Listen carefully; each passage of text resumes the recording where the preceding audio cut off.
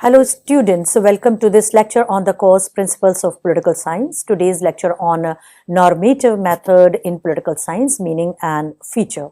In our previous lectures, we explored the interdisciplinary approach, examining how political science connects with history, economics, geography, law, sociology, etc.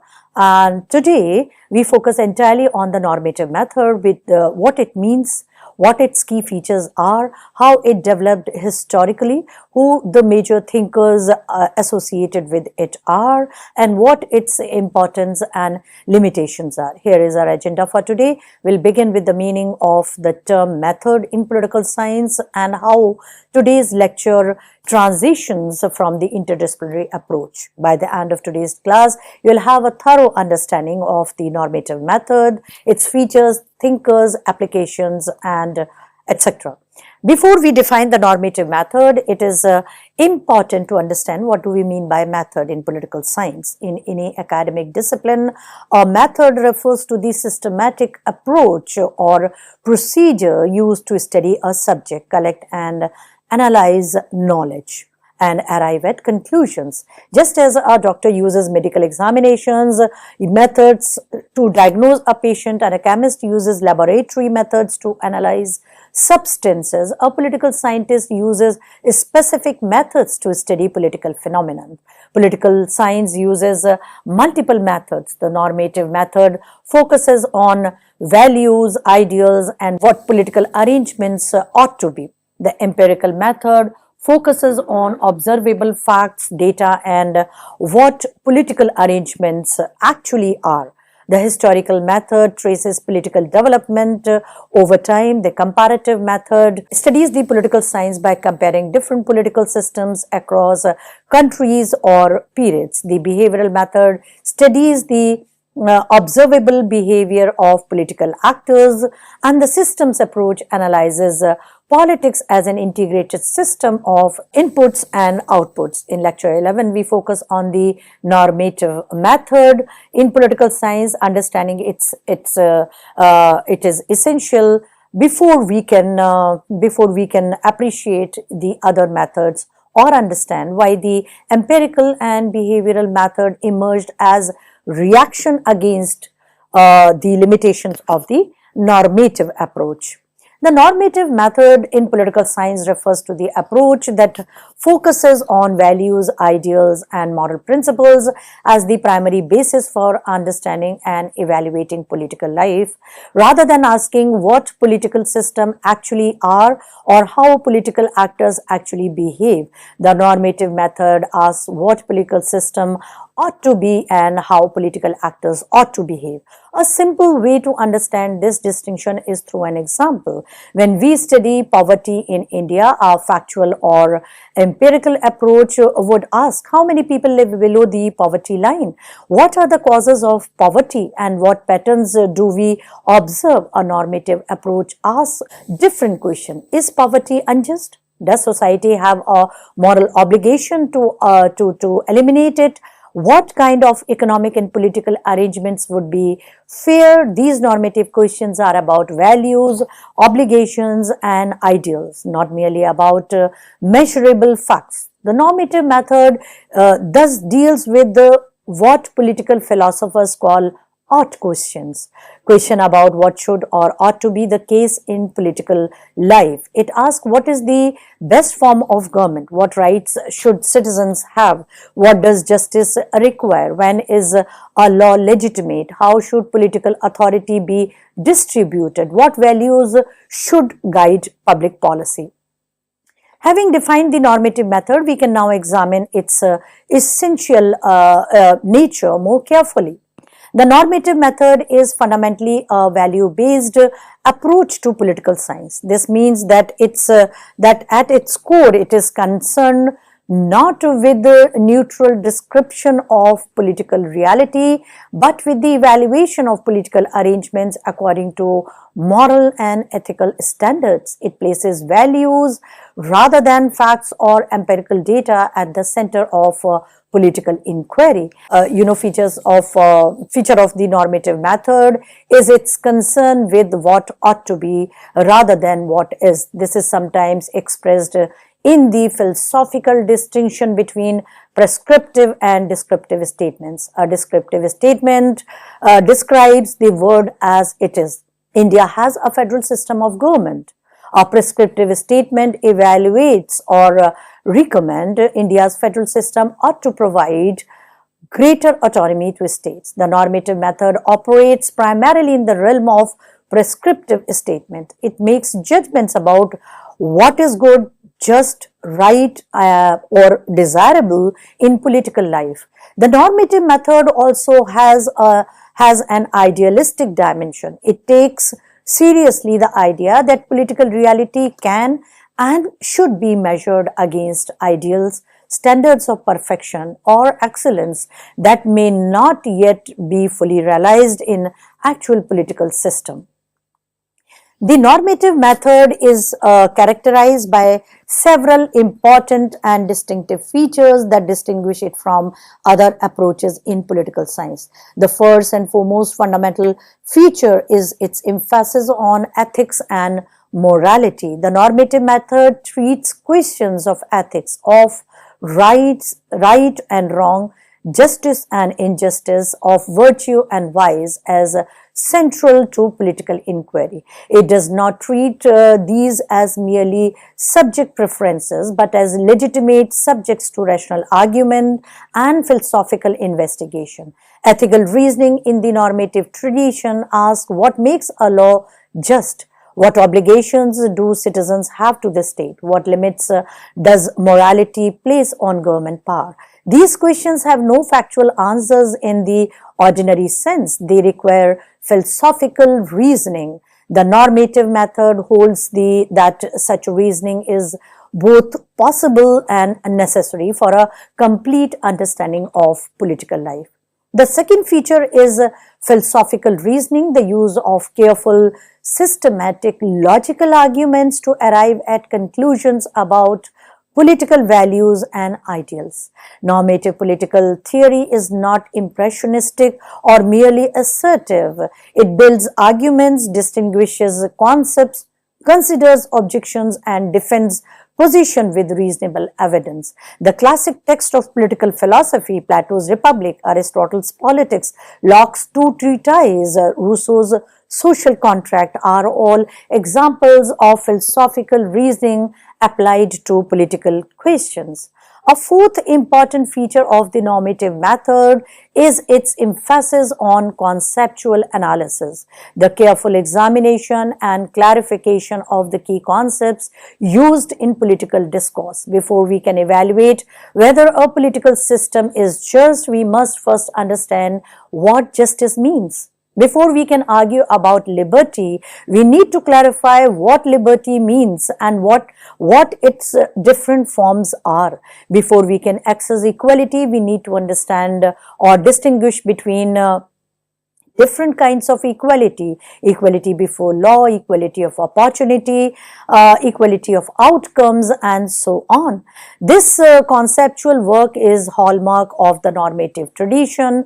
Political philosophers spend considerable effort defining, distinguishing, and analyzing concepts. Isaiah Berlin's distinction between positive and negative liberty, John Rawls' distinction between the right and the good, and Hannah Arendt's distinction between labor, work, and action are all examples of conceptual analysis that have fundamentally shaped how we think about political life. A fifth feature is its reliance on reason rather than empirical observations as the primary method of inquiry. The normative method does not typically test hypotheses against data or conduct surveys. Instead, it builds arguments through philosophical reasoning, through thought experiments, hypothetical scenarios, logical deduction, and critical reflection.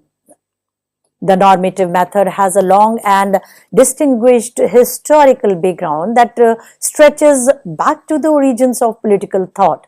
It is in fact the oldest method in political science, predating the empirical, behavioral, and systems approaches by more than 2000 years. its roots in the classical tradition of ancient Greece, where philosophers first began the systematic study of politics as a normative enterprise. The ancient Greeks, particularly the Athenians, were deeply concerned with normative questions. What is the best form of government? What is justice? What is the purpose of a state?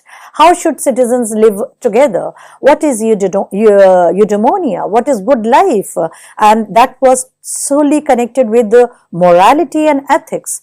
The concept of good life. These questions animated the political thought of Socrates, Plato, and Aristotle in the 5th and 4th centuries BCE. Their discussions form the foundation of the Western normative tradition in political science. The normative tradition continued through the Hellenistic and Roman periods, reached its first major transformation in medieval political thought, particularly in the work of Thomas Aquinas, who synthesized Christian theology with Aristotelian philosophy and was then profoundly reshaped by the Renaissance, the Reformation, and the Enlightenment. The 17th and 18th centuries, the age of Hobbes, Locke, Rousseau, and Kant, produced the great social contract theories that remain central to normative political thought today. Among the key thinkers associated with the normative method, Plato stands as perhaps the most important and influential figure in the history of political philosophy.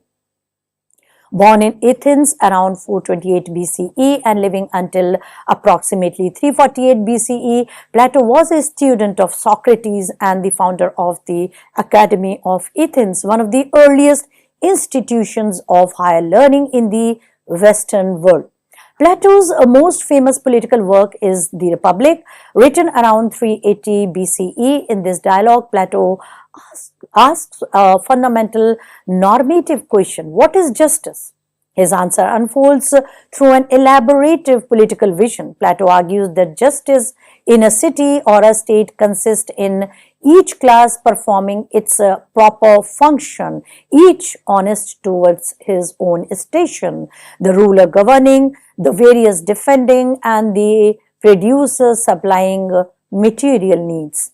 This tripartite division mirrors the structure of the individual soul, where reason, spirit, and appetite must each be properly ordered for a person to be just. Plato's ideal state is governed by philosopher king, individuals of superior wisdom and virtue who have been educated to understand the form of the good, the highest principle of reality. His republic established the normative tradition of asking what the best political arrangement would be, a question that has animated political philosophers ever since. Aristotle, Plato's most brilliant student, represents a second and equally important strand of the normative tradition. Born in Stagira in 384 BCE and dying in 322 BCE, Aristotle studied at Plato's academy for 20 years and later founded his own school, the Lyceum. He served as a tutor to Alexander the Great, an association that gave him direct experience of political power and practical governance. Aristotle's major political work is the Politics, which he wrote in conjunction with the Nicomachean Ethics, unlike Plato, who sought an ideal state based on a priori philosophical reasoning. Aristotle took a more grounded approach. He famously declared that man is by nature a political animal, meaning that human beings are constituted by nature to live in political communities. For Aristotle, the state is not a mere convenience or a project of social contract. It is the natural culmination of human social development and the institutions or the institution within which human beings can realize their fullest potential. Aristotle's normative method combined philosophical reasoning with empirical observation. He and his students are said to have collected and studied the constitutions of 158 Greek city-states as the empirical basis for his normative conclusions. Jean-Jacques Rousseau, the 18th century French Swiss philosopher, represents one of the most influential voices in the normative tradition in the modern period. Born in Geneva in 1712 and dying in 1778, Rousseau developed a powerful and distinctive political philosophy that challenged the social and political order of his time and provided the intellectual foundations of democratic and republican political thought. Rousseau's most important political work is The Social Contract, published in 1762 and opening with the famous declaration, "Man is born free and everywhere he is in chains." The normative statement captures the central tension in Rousseau's political thought, the contrast between the natural freedom and equality of human beings in the state of nature and the inequality and domination rather subordination that characterizes actual political societies. Rousseau's central normative contribution is the concept of general will, the idea that legitimate political authority must express the common good of the entire community rather than the particular interest of an individual or a fraction. For Rousseau, a law is legitimate only if it expresses the general will, only if it aims at the common good of all citizens. This idea has been enormously influential in democratic theory, constitutional design, and debates about the nature of political legitimacy. Rousseau was also deeply concerned with equality.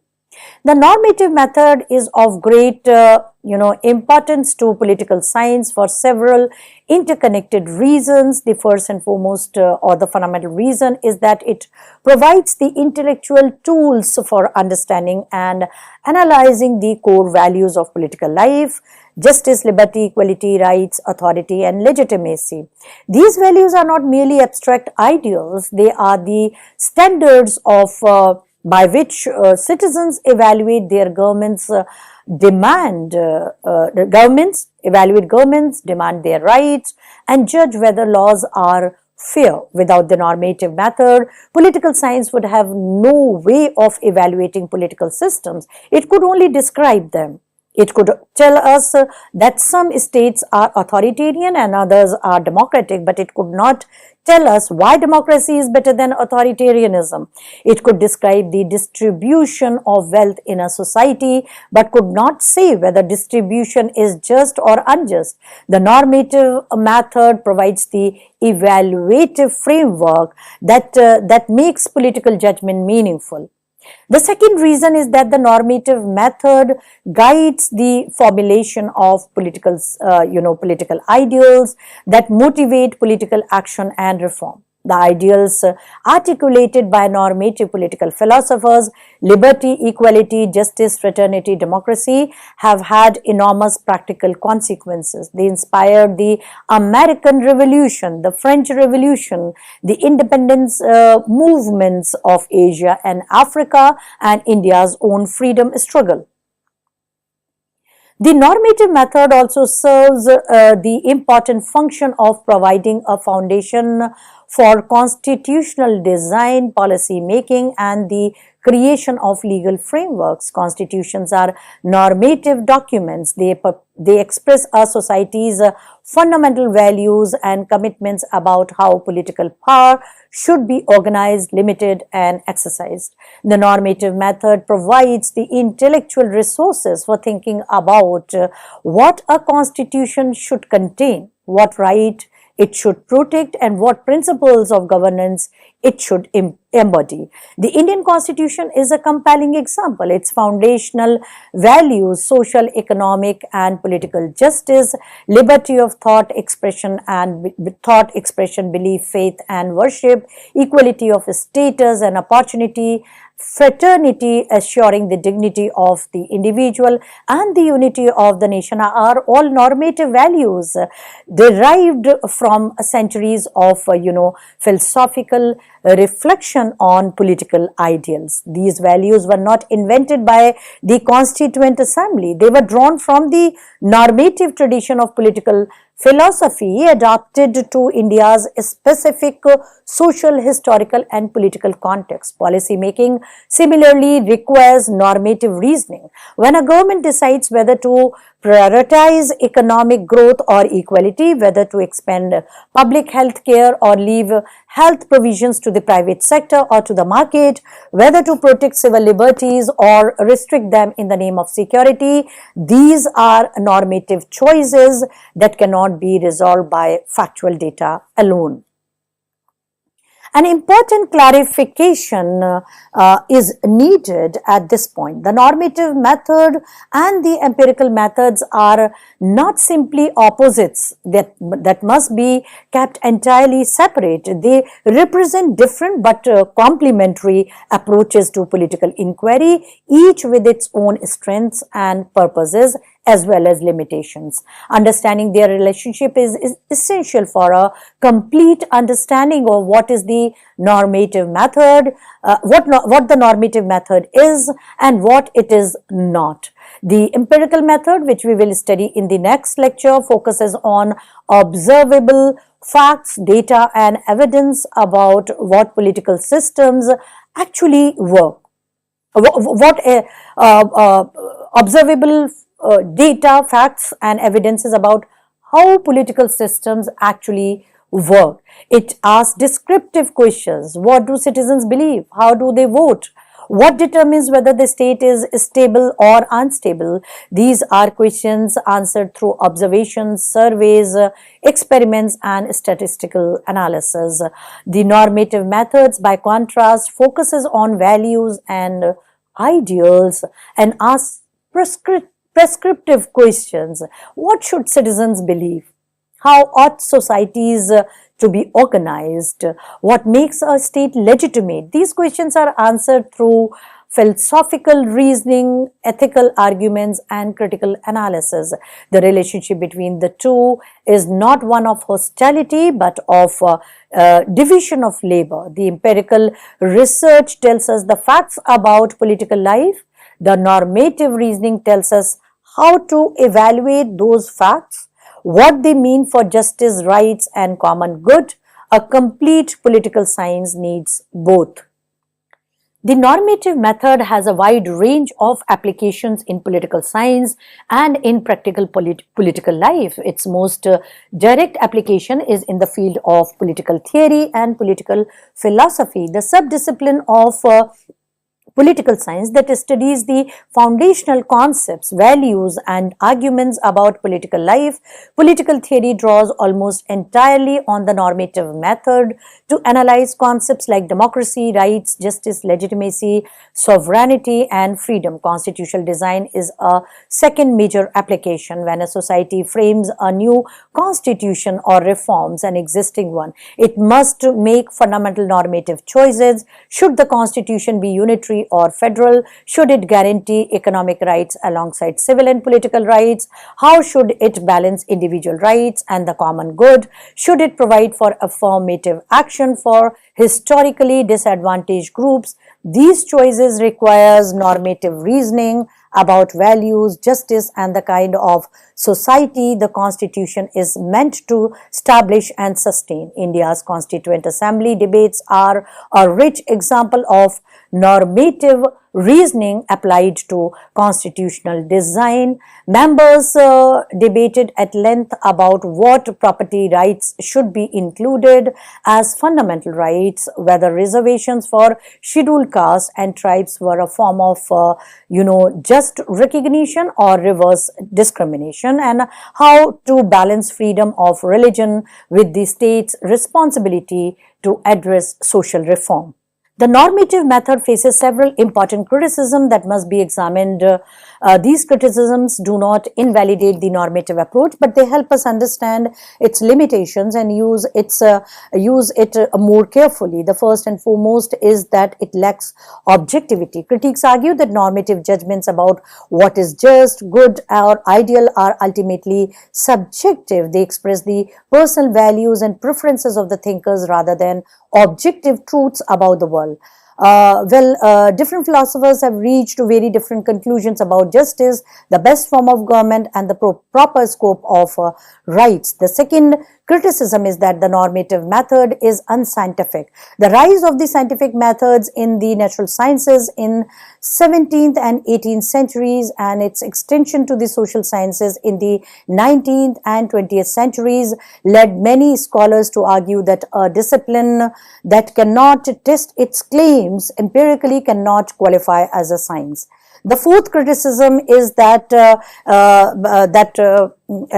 normative method tends to be culturally specific and ethnocentric, reflecting the values and perspectives of particular culture, traditions or cultural traditions rather than universal standards. Much of the normative tradition in Western philosophy was developed by Europeans and North American thinkers and reflect the specific historical experience, cultural assumptions, and social structures of the Western societies. Critics from non-Western traditions, including Indian, African, Confucian, and Islamic political philosophy, have argued the Western normative political theory cannot simply be applied universally without distorting the political experiences and values of non-Western peoples. The very concepts that Western normative theory treats as universal, like rights, liberal democracy, separation of religion and politics, the idea of secularism, are in fact culturally specific constructs that may not translate easily across different cultural contexts. In the Indian context, the criticism has particular resonance. Indian political thought has its own rich normative tradition rooted in the concept of dharma, the moral order governing individuals and social life, as discussed in the text like Kautilya's Arthashastra and Arthashastra tradition, as well as in the ethical teachings of the Upanishads, Bhagavad Gita, and the Buddhist and Jain philosophical traditions. Despite the criticism, the normative method retains its importance in contemporary political studies. The most significant area of contemporary relevance is human rights. The global human rights framework embodied in the Universal Declaration of Human Rights of 1948, the ICCPR of 1966, and the International Covenant on Economic, Social and Cultural Rights of 1966 are all normative framework. They rest on normative claim that all human beings by virtue of their inherent dignity possess certain inalienable rights that cannot be taken away by state in any situation. The human rights framework represents normative political philosophy translated into international legal and political standards. The arguments for human rights, about human dignity, the equal worth of all persons, the moral limits of state power are precisely the kinds of normative arguments developed in the tradition of political philosophy, stretching from Locke and Kant to contemporary thinkers like Amartya Sen, Martha Nussbaum, and John Rawls. The normative method is thus not merely of historical interest, it is the intellectual foundation of the contemporary human rights movement. Ethics in governance is a second area of contemporary relevance. The third area of contemporary relevance is for the normative method is in debates about democracy and future. Democracy in itself is a normative concept. It is not merely a description of a particular electoral procedure, but a normative commitment to self-governance, political equality, and accountability of rulers to the governed. Democracies fail to live up to these normative standards when elections are manipulated, when minorities are oppressed by majorities, when political power is concentrated without accountability. Normative political theory provides the framework for identifying what has gone wrong and what needs to change. Well, public policy debates provide a particularly vivid demonstration of the contemporary relevance of normative methods in India. Every major policy debate in Indian public life involves normative questions that cannot be resolved by factual analysis alone. These debates require citizens, policymakers, and political leaders to make normative choices about values, justice, and the kind of society India aspires to be. Debates about uniform civil code is fundamentally a normative debate. It asks whether or what does equality requires when it comes to personal law. Does gender equality demands a uniform law that applies to all citizens regardless of religion, or does freedom of religion requires allowing communities to be governed by their own religious personal laws? Both sides of this debate appeal to constitutional values, equality on one side, religious freedom on another side. We have now completed lecture 11. Now consolidate. We established that political science uses several methods to study political phenomena, and today we focused on the oldest and most fundamental, the normative method. We define normative method as the approach that focuses on values, ideals, and moral principles, asking not what political systems are, but what they ought to be. We studied its nature, its value-based orientation, its concern with ought questions, and its idealistic dimensions. We examined its key features: emphasis on ethics and morality, philosophical reasoning, idealism, conceptual analysis, reliance on reason, and a critical orientation. We traced the historical background of the normative tradition from the ancient Greece through the medieval period, the Enlightenment, and the modern period. We studied three key thinkers: Plato on justice, Aristotle on eudaimonia, and Rousseau on the general will. We examined the importance, application, and criticism of the normative method and affirmed its relevance in human rights and governance ethics. Thank you.